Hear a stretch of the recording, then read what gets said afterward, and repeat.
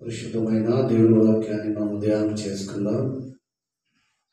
దైవవాక్యంలో నుండి మన వాక్య ధ్యానం కొరకు ద్వితీయోపదేశకాండము 23వ అధ్యాయం. ద్వితీయోపదేశకాండము 23వ అధ్యాయం.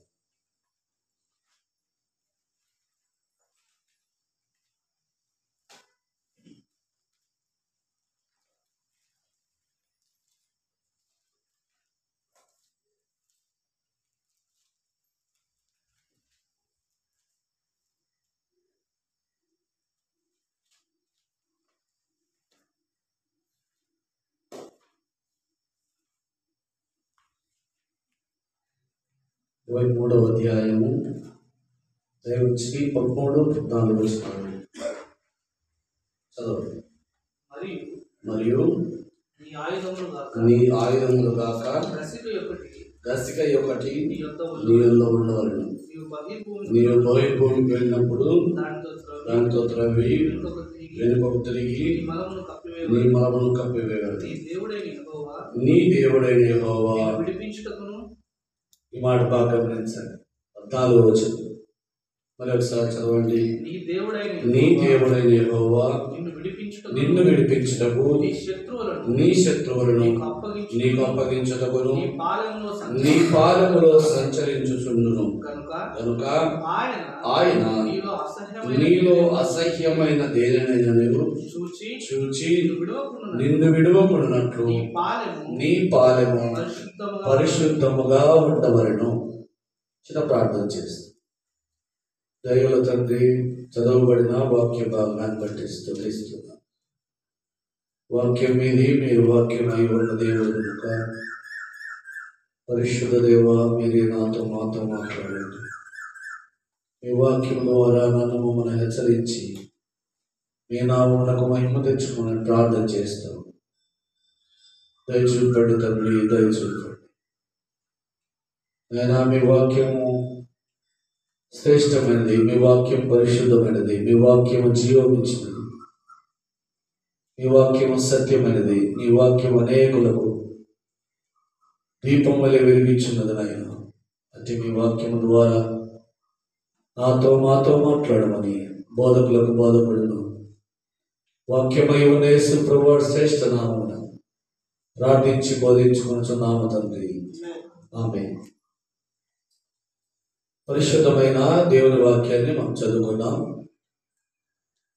ద్వితీయోపదేశకాండం 23వ అధ్యాయం 14వ వచనాన్ని మనం మళ్ళీ ఒకసారి చదువుకుందాం. నీ దేవుడైన యెహోవా నిన్ను విడిపించుటకును నీ శత్రువులకు నిన్ను అప్పగించుటకును నీ పాలెములో సంచరించుటకును కనుక ఆయన నీలో అసహ్యమైన దేనినైనను చూచి నిన్ను విడువకుండునట్లు నీ పాలెము పరిశుద్ధముగా ఉండవలెను. మోషే ఇశ్రాయేలు ప్రజలందరితో మాట్లాడుతున్నటువంటి మాట. అయ్యా, మీరు ఇంటికి వెళ్తే వాళ్ళ ధ్యానం చేయండి. 13 వచనాల్లో వారి పాలెమును ఎలా పరిశుద్ధపరచుకునవలెనో పైన చాలా విషయాలు చెప్పారు. అలాగున వారి పాలెమును పరిశుద్ధముగా ఉంచుకోమన్నాడు. ఎందుకు పరిశుద్ధంగా ఉంచుకోవాలంట? ఈ మాట కూడా మనం ధ్యానం చేయాలి. ఎందుకు పరిశుద్ధంగా ఉంచుకోవాలంటయ్యా? యెహోవా మీ మధ్య సంచరించుచుండును కనుక మీ పాలెము ఎట్లుంచుకోవాలంట? పరిశుద్ధముగా ఉంచుకోమని ఇశ్రాయేలు ప్రజలతో దేవుని సేవకుడైన మోషే చెప్తాం. అంత మాత్రమే కాదు, జనులు దీవించబడినట్లుగా కూడా వారి పాలెము పరిశుద్ధముగా ఉండవలసినటువంటి ఆవశ్యకత ఉంది. కింద మాట ఆయన అన్నాడు, నీ మధ్య యెహోవా సంచరించుచుండును, నీ శత్రువులను నీకు అప్పగించుటకు నీ పాలెములో సంచరించుచుండును గనక అసహ్యమైనది ఏదియో నీ మధ్య ఉండకూడదు అని అన్నాడు. ఇది ఒక ఆశీర్వాదం. ఇశ్రాయేలు ప్రజలకు ఇది ఒక ఆశీర్వాదం. ఎందుకంటే ఇశ్రాయేలీయులు వారు ఐగుప్తు నుండి అరణ్య మార్గముగా దేవుడు వారికి వాగ్దానం చేసినటువంటి రాజ్యానికి వారు ప్రయాణంలో ఉన్నారు. వారు ప్రయాణంలో ఉండగా చాలా మంది శత్రువులు ఇశ్రాయేలులకు తయారయ్యారు. అది మనకు అందరికీ తెలుసు. చాలా మందితో యుద్ధం చేసి వారి దేశం గుండా వారు వెళ్ళిపోయారు జయించి. ఇలాగ అనేక దేశాలను వారు జయించి యుద్ధం చేసి వారు జయించి వెళ్ళినట్టుగా కూడా మనం చూస్తాం. అందుచేత ఇశ్రాయేలీయులకు ఒక ఆశీర్వచనాన్ని కూడా ఇస్తున్నారు. ఏంటయ్యా ఆ ఆశీర్వచనం అనగా, అయ్యా ఏంటయ్యా ఆశీర్వచనం అనగా, నీ శత్రువులను నీకు అప్పగించినట్టుగా నీ పాలెము ఎట్లున్నారట, పరిశుద్ధముగా ఉండాలి. మొట్టమొదటిది, నీ దేవుడైన యెహోవా నీ మధ్య సంచరించుచుండును కనుక నీ పాలెము పరిశుద్ధముగా ఉండాలి. నీ శత్రువులను నీకు అప్పగించుటకు నీ దేవుడైన యెహోవా నీ మధ్య సంచరించుచుండును కనుక నీ పాలెము పరిశుద్ధముగా ఉండాలి. ఒకటి బాధ్యత, రెండవది ఆశీర్వాదం. ఈ రెండు విషయాలను మనం చేస్తాం. ఇశ్రాయేలీయులను దేవుడు ఆశీర్వదించినట్లుగా వారి శత్రువులను వారికి అప్పగించి వారి శత్రువుల పైన వారికి విజయం దయచినట్లుగా వారి పాలెమును పరిశుద్ధముగా ఉంచుకోమన్నాడు. రెండవది బాధ్యత ఏంటంటే, వారి దేవుడు వారి మధ్య సంచరిస్తూ ఉన్నాడు కనుక వారి బాధ్యత వారి పాలెమును ఏం చేసుకోవాలయ్యా, పరిశుద్ధముగా ఉంచుకోవాలి. అసహ్యమైనది, దేవునికి అసహ్యమైనది ఏది వారి మధ్య ఉండకూడదు. అందుకే 13వ వచనంలో ఒక అసహ్యకరమైన మాట కూడా మనం చదువుకున్నాం. ఏమన్నాడు, వారి మలమును కూడా ఏం చేయమన్నాడు, కప్పివేసేయమన్నాడు. కాబట్టి అంత పరిశుద్ధముగా మీ పాలెము ఉండవలనని దేవుడు యెహోవా ఇశ్రాయేలీయులకు ఆజ్ఞాపించాడు. అయ్యా ఎందుకంట వారి దేవుడు యెహోవా వారి మధ్య సంచరిస్తా ఉన్నాడు కనుక. ఎందుకు సంచరిస్తా ఉన్నాడంట ఆయన కూడా, నీ దేవుడు యెహోవా నిన్ను విడిపించటము, నీ దేవుడు యెహోవా నిన్ను విడిపించటము, నీ శత్రువులను నీ చేతికి అప్పగించటము యెహోవా నీ మధ్య సంచరించుచున్నాడు కనుక ఏం చేయాలంటయ్యా, పాలెమును పరిశుద్ధపరచుకోవాలి. ఇప్పుడు ఇశ్రాయేలు వారి యొక్క జీవిత విధానం, ఇశ్రాయేలు వారి యొక్క దేవుని ఆజ్ఞ, ఇశ్రాయేలు వారిని తమను తాము పరిశుద్ధపరచుకున్నట్టుకు ఆయన ఆజ్ఞాపించినటువంటి ఆజ్ఞను మనం చూసుకున్నాం. ఇశ్రాయేలు ఈ విధంగా తమను తాము పరిశుద్ధపరచుకోవాల్సినటువంటి వారై ఉన్నారు. ఇశ్రాయేలు ప్రజలు ఈలాగున తమను తాము పరిశుద్ధపరచుకొని తమ దేవుని దృష్టికి తన ఆశీర్వాదములను తన కృపకును పాత్రులగునట్టుగా వారు తమను తాము ఏం చేసుకోవాలి, పరిశుద్ధపరచుకోవాలి. ఈనాడు మన జీవితానికి వద్దాం, మన పరిస్థితికి వద్దాం. ఇశ్రాయేలు వారిని దేవుడైన యెహోవా ఐగుప్తు నుండి విడిపించి వారిని విడిపించుటకు వారికి వాగ్దానం చేసినటువంటి పాలుతెరలు ప్రవహించే దేశము కనానునకు ఆయన వాగ్దానం చేసిన దేశమును నడిపించడము, మిమ్మల్ని విడిపించడమును, మీ శత్రువులను మీ చేతికి అప్పగించడమును అయ్యా యెహోవా మీ మధ్య సంచారం చేయించడం వలన మీలో హేయమైనది ఏది ఉండకూడదు. మీ పాలెమును ఏం చేసుకోవాలి, పరిశుద్ధముగా ఉంచుకోవాలి అని ఇశ్రాయేలుకు ఆజ్ఞాపించాడు. ఇప్పుడు మన జీవితాన్ని పరిశీలన చేసుకోవాలి. మన దేవుడకు, మన ప్రభువును, మన విమోచకుడైన యేసుక్రీస్తు ప్రభువారు మన ప్రాణములకు క్రయధనముగా, మన ప్రాణములకు ప్రాయశ్చిత్తార్థముగా ఆయన శిలువ మరణం పొంది మన అతిక్రమ దోషములన్నిటిని క్షమించి పరిశుద్ధపరిచి రాజులైన యాజక సమూహముగా మనల్ని చేసి ఇదిగో దేవుని సంఘముగా, దేవుని ప్రజలముగా, దేవుని బిడ్డలముగా మనమందరము ఒక్క చోట కూడుకొని మన ప్రభువును ఆరాధించి ఘనపరిచేటువంటి మనమందరము కూడా యేసుక్రీస్తు ప్రభువారు చిందించిన నిబంధన రక్తము చేత యేసుక్రీస్తు ప్రభువారు నీడలా నాయడలా చూపినటువంటి ఆ కృప చేత రక్షింపబడుచున్న వారము గనక, విడిపించబడుచున్న వారము గనక ఆయన మన మధ్య మనలో సంచరించి మన యొక్క అపవిత్ర కార్యములను తొలగించి మనల్ని ఎప్పటికప్పుడు పరిశుద్ధపరచుచు, ఇదిగో నీలో నాలో ఆయన ఉండి ఆయన రక్షణ కార్యములు జరిగించి ఇశ్రాయేలులకు కనాను దేశాన్ని, వాగ్దాన దేశాన్ని ఎలాగో ఆయన విడిపించి రక్షించుటకు వారి మధ్య సంచారము చేశాడు. నిన్ను నన్ను మనల్ని రక్షించుటకు, విమోచించుటకు నీ దేవుడైన నీ ప్రభు అయిన యేసుక్రీస్తు ప్రభువారు కూడా నీతో సంచారం చేస్తా ఉన్నాడు కనుక నీ పాలెము కూడా ఎట్లున్నారయ్యా? పరిశుద్ధముగా ఉంచుకోవాలి. నీ పాలెమును, నీ ఇంటిని, నీ దేహాన్ని నీవు పరిశుద్ధంగా ఉంచుకోవాలి.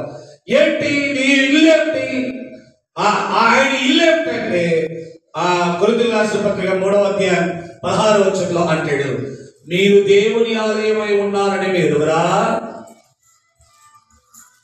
మీ హృదయము దేవునికి నివాసమైన దేవుని ఇల్లై ఉన్నారని మీరు ఎరుగరా అని అంటే.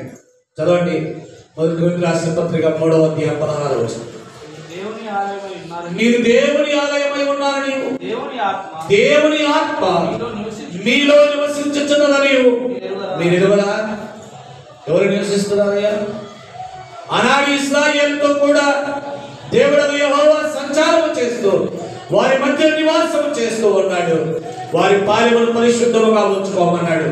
అయ్యా, మీరందరూ దేవుని ఆలయమై ఉన్నారమ్మా. దేవుడు మీలో మనలో నివాసం చేస్తా ఉన్నాడు. ఆయన సంచరిస్తా ఉన్నాడు. ఆయన నీ శత్రువులకు నిన్ను అప్పగించుకుంటున్నట్లుగా నిన్ను విడిపించి నిన్ను రక్షించి తాను వాగ్దానం చేసిన నిత్యరాజ్యమునకు నిన్ను వారసురాలిగా చేయనట్టుగా నీ ఇంటిని కూడా నువ్వేం చేసుకోవాలి? పరిశుద్ధముగా ఉంచుకోవాలి. ఏం చేసుకోవాలయ్యా? పరిశుద్ధముగా ఉంచుకోవాలి. నీ మధ్య నీ రక్షకుడు, నీ విమోచకుడైన యేసుక్రీస్తు ప్రభువారి ఆత్మ నీలో నాలో నివసించినట్టుగా మన ఇంటిని ఎప్పటికప్పుడు పరిశుద్ధపరచుకోవాల్సినటువంటి బాధ్యత మన మీద ఉంది. కాబట్టి ఇశ్రాయేలులకు పాలెమును పరిశుద్ధపరచుకోమన్నాడు. నిన్ను నన్ను మనల్ని మన ఇంటిని, అయా దేవుని ఆత్మ నీలో నాలో నివసించుతున్నటువంటి ఆ దేవుని ఆత్మక నివాసమైన నీ హృదయం అనే ఇంటిని ఎప్పటికప్పుడు నీవు కూడా ఏం చేసుకుంటున్నాలి? పరిశుద్ధపరచుకుంటూ ఉండాలి. అందులో దేవునికి అసహ్యమైనది ఏది ఉండకూడదు. అందులో దేవుడు అసహ్యించుకొని ఏ అతిక్రమ కార్యమును నీ హృదయం అందు ఉండకూడదు. ఇది చాలా జాగ్రత్తగా మనం గమనించుకోవాలి. ఆయనలో ఆయనకు అసహ్యమైన కార్యము, ఆయనకు అసహ్యమైన క్రియలు నీలో కనబడినలా నిన్ను విడిపించు కార్యము నుండి ఆయన దూరం అయిపోతాడు. ఇశ్రాయేలు వారిని అనేక సార్లు అలా విడిచిపెట్టి వెళ్ళిపోయారు. బాగా గమనించండి. అందుకే మన ఇంటిని కూడా మనము ఎప్పటికప్పుడు ఏం చేసుకుంటుండాలి? మన ఇల్లు ప్రతి ఉదయ సాయంత్రం ఏం చేస్తాం? శుభ్రం చేసుకోండి. పసుపు వచ్చి ఎక్కడైనా చెత్త చెదారం పేరుకొని ఉంటే, ఎక్కడైనా మరకలు ఉంటే, ఎక్కడైనా ఏదైనా బట్ట పెట్టి తుడసాలి, దేవ కలిగించే తుడసాలి ఏవైనా ఉంటే వాటిని కూడా ఏం చేస్తాం?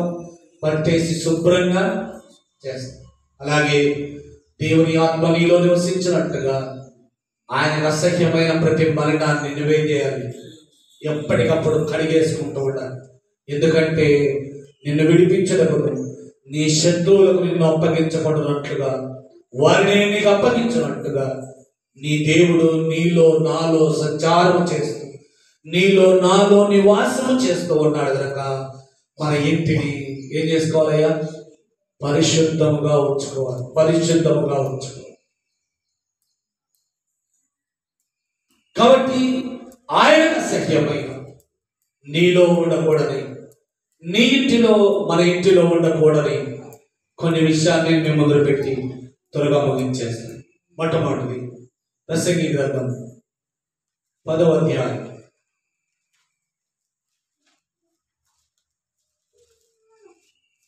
ప్రసంగి 10వ అధ్యాయం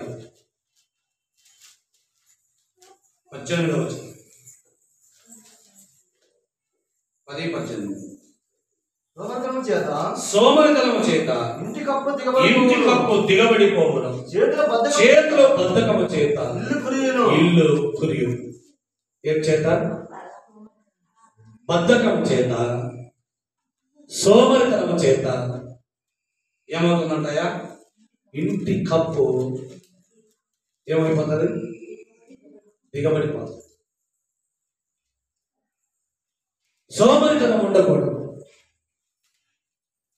అయ్యా, నీ దేవుడు నీ మధ్య సంచారము చేయనట్టుగా, నిన్ను విడిపించి నిన్ను రక్షించినట్లుగా ఏముండకూడదయ్యా నీ ఇంటిలో? సోమరితనం ఉండకూడదు. సోమరితనం అంటే ఇంటి పైకప్పు ఏమైపోతుందయ్యా? ఏమైపోతుంది చెప్పండి? దిగబడిపోతుంది, కూలిపోతుంది. నీ ఇంటి పైకప్పు దిగబడిపోకూడదు అట్లుగా నీ ఇంటిలో ఏముండకూడదు? సోమరితనం ఉండకూడదు. సోమరులు ఇల్లు ఎట్టుంటది? ఇల్లంతా బూజు పట్టి, ఎక్కడి కసువు అక్కడుండి, ఎక్కడి సామాన్లు అక్కడుండి, తిన్నది ఒక మూల అట్లే పడేసి కడగనే కడగక ఎప్పుడో పొద్దున్న నుంచి సాయంత్రం వరకు, లేదంటే రాత్రి, లేదంటే ఈ రోజు వంటి రేపు కడిగి ఇలాగ సోమరిగా ఉండు వాని ఇల్లు ఎంత అపరిశుభ్రముగా ఉండు. అలాగుని దైవ కార్యముల యందు నీకు నాకు ఏముండకూడదు? సోమరితనం ఉండకూడదు. సోమరితనం వలన ఇంటి పైకప్పు ఏమైపోతుంది? దిగబడిపోతుంది. కాబట్టి నీ ఇల్లు కూలకుంటున్నట్లుగా సోమరితనం ఉండకూడదు. దేవుని వాక్యం వినుటకు సోమరితనం ఉండకూడదు. ప్రార్థన చేయుటకు సోమరితనం ఉండకూడదు. సహవాసం చేయుటకు సోమరితనం ఉండకూడదు. దేవుని మందిరమునకు వెళ్ళుటకు సోమరితనం ఉండకూడదు. దేవుని సన్నిధిలో పరిచర్య చేయుటకు ఏమండకూడదయ్యా? సోమరితనం ఉండకూడదు. సోమరితనం అంటే నీ ఇల్లు పైకప్పు ఏమైపోతుంది? దిగబడిపోతుంది. కాబట్టి దేవుని పిల్లలు తమ ఆత్మీయ జీవితంలో సోమరితనము పనికిరాదు. ఈ దినము దేవుని దినము అని తెలియగానే ఉదయాన్నే లేచి మనల్ని మనము సిద్ధపరచుకొని, మన కుటుంబాన్ని సిద్ధపరచుకొని, సమయానికి దైవ సన్నిధికి చేరి ప్రారంభ ప్రార్థన నుండి ముగింపు ప్రార్థన కాలం వరకు దేవుని సన్నిధిలో గడుపుటకు మనంతో శ్రద్ధతో పనిచేయబద్దులమై ఉన్నాం. అలా కాక సోమరితనం కలిగి ఉన్నట్టయితే నీ ఇల్లు ఒక దినమున ఏమైపోతుంది? కోలబడిపోతుంది. ఎందుకో తెలుసా?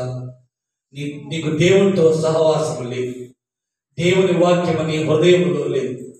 దేవుని ప్రార్థన జీవితం నీలో లేకపోవడం వల్ల అపవాది నీ ఇంటిని ఏం చేస్తాడు? కోలబట్టేస్తాడు. కాబట్టి అయ్యా, నీ ఇంటిలో నీ దేవుడకు యెహోవా నిన్ను విడిపించడం, నిన్ను రక్షించడము, నీ ఇంటిలో ఆయన నివాసం చేస్తూ ఉన్నాడు. నీ పాలెములో సంచరించుచున్నాడు కనుక నీ పాలెం ఎట్లుండాలా? పరిశుద్ధముగా ఉండాలి. నీ పాలెము పరిశుద్ధముగా ఉన్నట్లుగా నీ ఇంటిలో ఏముండకూడదు? సోమరితనం ఉండకూడదు. ప్రార్థనకు సోమరితనం ఉండకూడదు. వాక్యానికి సోమరితనం ఉండకూడదు. సహవాసములకు సోమరితనం ఉండకూడదు. దేవుని పిల్లలతో కలిసి ఆరాధించడం, ఎప్పుడెప్పుడు అనే సమయం ఎదురు చూడి బహు శ్రద్ధగా సిద్ధపడి సమయానికి వచ్చి ప్రారంభ ప్రార్థన నుండి ముగింపు ప్రార్థన వరకు దేవుని సన్నిధిలో గడపటం వలన నీవు నేను మనము ఆశీర్వదింపబడిన వారముగా ఉంటాం. కాబట్టి నీ ఇల్లు కూలబడిపోకూడనట్లుగా నీ ఇంటిలో ఏమండకూడదమ్మా? సోమరితనం. రెండవది సామెతల గ్రంథం 17వ అధ్యాయం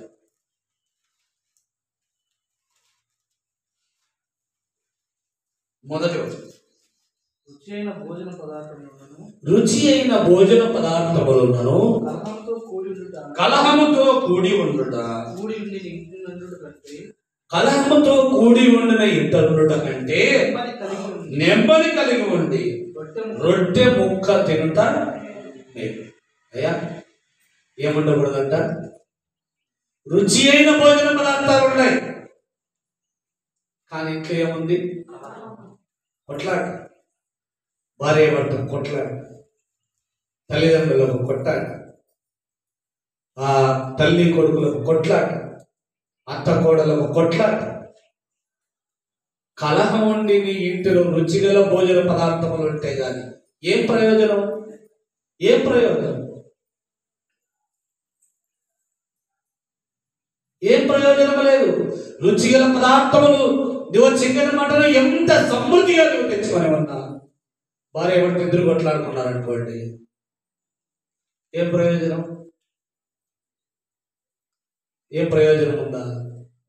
అయ్యా నువ్వు ఎంత రుచిగల మాటలు మాట్లాడేవాడవైనా, ఎంత నెమ్మదస్తుడు అయినా, నీలో ప్రభు లేకుంటే, కలహం ఉంటే ప్రభు నీలో నివాసం చేయడు. నిత్యము కొట్లాటతో రగిలిపోతా ఉంటే నీ ఇంటిలో ప్రభు నివాసము చేయడు.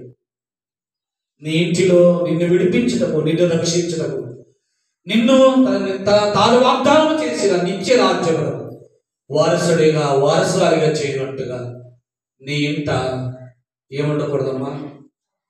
కలహం ఉండకూడదు.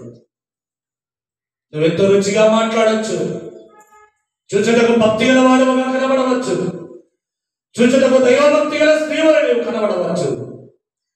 నువ్వు ఎంత రుచిగల పదార్థాలున్నా నీలో కలహం అంటే, సామెతల గ్రంథంలో జ్ఞాని సులభం అంటే ఎంత రుచిగల పదార్థములు ఉంటాయని ఆ ఇంట్లో కలహం అంటే ఏం లాభము? కలహం లేని ఎంత రొట్టె ముక్క తిని ఉండుట. కాబట్టి మన ఇంట కలహం ఉండకూడదు. ఎప్పుడు కొట్లాడుకుంటూ, ఎప్పుడు ఒకరినొకరు దూషించుకుంటూ, అవమానపరుచుకుంటూ ఉండకూడదు. ప్రభు మన మధ్య మనలో సంచారం చేస్తా ఉన్నాడు, నీలో నాలో నివాసము చేస్తా ఉన్నాడు. నీకు నాకు ఆయన వాగ్దానం చేసిన నిత్య రాజ్యమునకు వారసుడిగా వారసురాలిగా ఉండనట్లుగా నీ ఇంటిలో ఏముండకూడదయ్యా? కలహం ఉండకూడదు. 2 విషయాలు చూసుకున్నాం. 1 సోమరితనం ఉండకూడదు, 2 కలహం ఉండకూడదు. 3 సామెతల 17వ అధ్యాయం ఇక్కడే 13వ వచనం. మేలుకు ప్రతిగా కీడు చేయవాని ఇంట నుండి, మేలుకు ప్రతిగా కీడు చేయువాని ఇంట నుండి కీడు తొలగిపోదు. మేలుకు ప్రతిగా కీడు చేయువాని ఇంట నుండి కీడు. ఎందుకో నాకే ఇంత కీడు, ఎందుకో నాకే ఇంత శ్రమ. మేలుకు ప్రతిగా కీడు చేయువాని ఇంట నుండి ఏం పోదు? కీడు పోదు. కాబట్టి నీ ఇంటిలో మేలుకు ప్రతిగా మేలు చేయుటకు ప్రయత్నం చేయాలి, కానీ కీడు చేయుటకు ప్రయత్నం చేయాలి. మేలు చూపుతా ఉంటాం, ఎంతో మంది ఇలా చేస్తూ ఉంటారు. దేవుని పిల్లలు ఎంతో మేలు చూపుతా ఉన్నారు, వారి ఎడల ఇంకా దయాదాక్షిణ్యములను కనబరుస్తూ ఉన్నారు. చాలా సన్నివేశాల్లో దేవుని పిల్లలు సువార్త ప్రకటించడం వెళ్ళినప్పుడు కూడా అనేక మంది కొడతా ఉంటే తమ చెంపలు చూపిస్తూ ఉన్నారు. ఇదిగో వెంటనే బయటకు వెళ్ళి వారికి తమ యొక్క దేహాన్ని అప్పగిస్తా ఉన్నారు. కొట్టి అవమానపరిచి దూషించుతా ఉన్నా కూడా నెమ్మది కలిగి ఉన్నారు. కారణం ఏంటయ్యా? వారి ప్రభు వారికి వాగ్దానం చేసిన నిత్య రాజ్యమునకు వారసులు అన్నట్టుగా వారి ఇంట ఏం లేదయ్యా? మేలుకు ప్రతిగా కీడు చేసే హృదయం వారికి లేదు. కాబట్టి నీ ఇంటికి, నీ హృదయానికి, నీ ఇంటికి ఎవడైనా మేలు చేస్తే ఆ మేలుకు ప్రతిగా ఏం చేయకూడదు? కీడు చేయకూడదు. నువ్వు మేలు చేయకపోయినా పర్వాలేదు, కానీ ఏం చేయకూడదు? కీడు మాత్రం చేయకూడదు. 2 విషయాలు అవి మాత్రం చెప్పి నేను ముగించేస్తాను. మొదటి సమూయేలు గ్రంథం 19వ అధ్యాయం.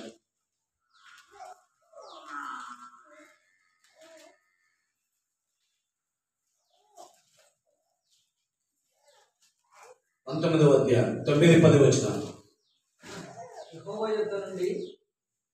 యెహోవా యొద్ద నుండి దురాత్మ సౌలు మీదికి వచ్చాను. సౌలు ఈట చేత పట్టుకొని ఇంట కూర్చుని ఉండెను.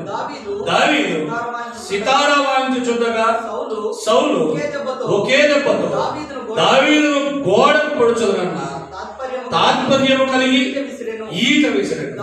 దావీదు అతని ఎదుట నుండి తప్పించుకొనినందున ఈట గోడకు నాటగా దావీదు ఆ రాత్రి యందు తప్పించుకొని పారిపోయెను. సౌలు నాకు తెలుసు, సౌలు దావీదును అనేక సార్లు చంపాలని చూశాడు. సౌలుకు దేవుని యొద్ద నుండి దురాత్మ ఒకటి వచ్చింది. ఆ దురాత్మ దావీదు తన వీణను 10 తరంతుల సితార తనకుంది కదా, అది వాయించినప్పుడు ఆ దురాత్మ అతన్ని విడిచిపెట్టి వెళ్ళిపోతాడు. ఇలాగ వాయిస్తూ ఉంటే అతడు అసూయ చేత దావీదు ఈటతో ఏం చేయాలనుకున్నాడు? అసలు ఎందుకు ఇంత అసూయ వచ్చింది తెలుసా? చూడండి, ఆ మాట కూడా చెప్పింది ముందుకెళ్తే 18వ అధ్యాయం 6-9 వచనాలు. దావీదు ఫిలిష్తీయుని హతము చేసి తిరిగి వచ్చినప్పుడు స్త్రీలు ఇశ్రాయేలీయుల ఊళ్ళన్నిటిలో నుండి తంబురులతోనూ సంభ్రమముతోనూ వాద్యములతోనూ పాడుచు నాట్యమాడుచు రాజైన సౌలును ఎదుర్కొనుటకై వచ్చింది.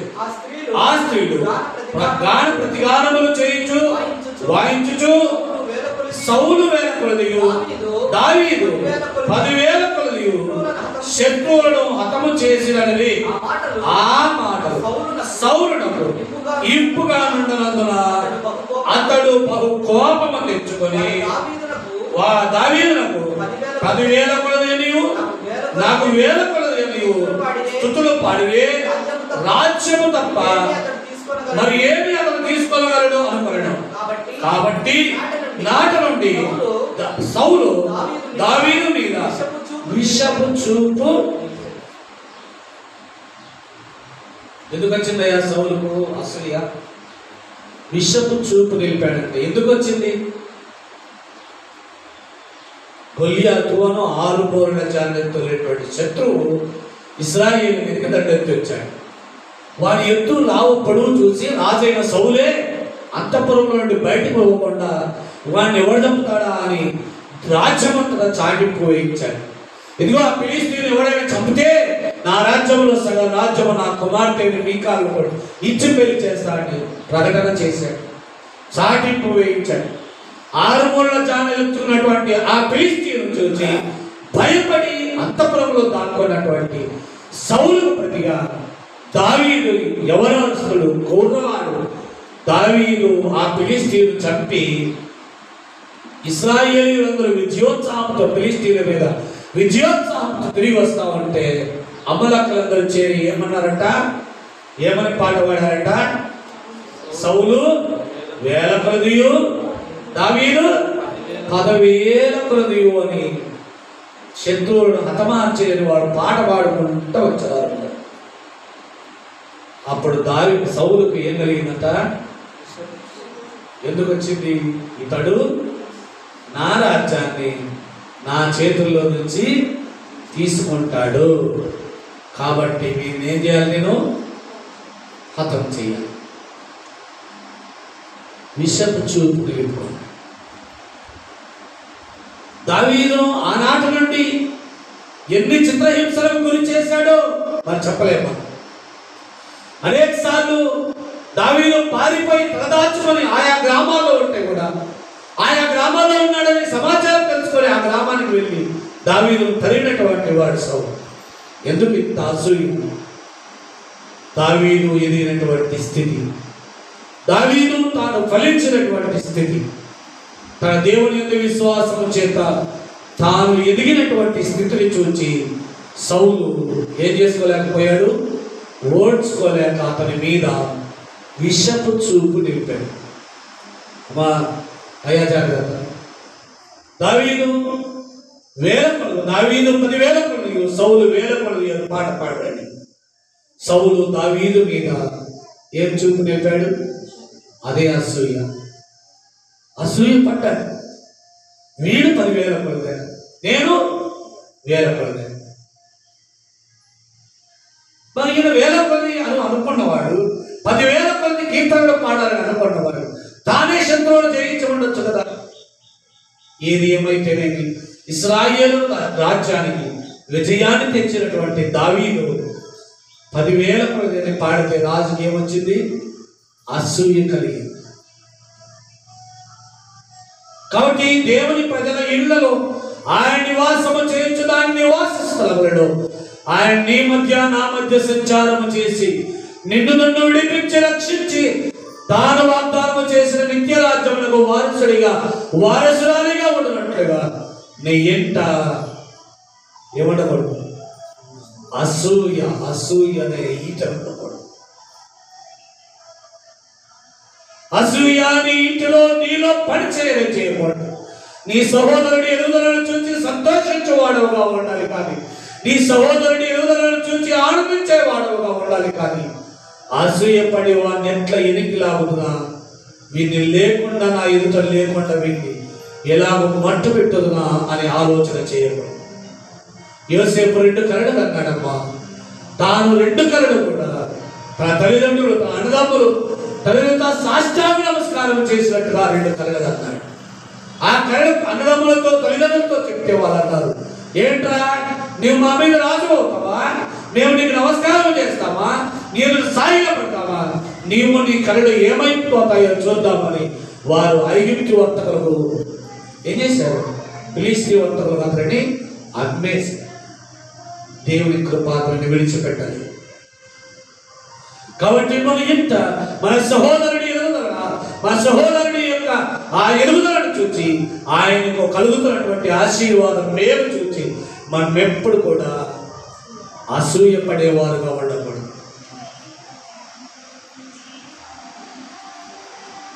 ఆఖరిది 2 వచనాలు ఉన్నాయి కానీ 2 చూపించిన ముగించారు. ఎస్తేరు 5వ అధ్యాయం 14వ వచనం. ఎస్తేరు 5వ అధ్యాయం 14వ వచనం.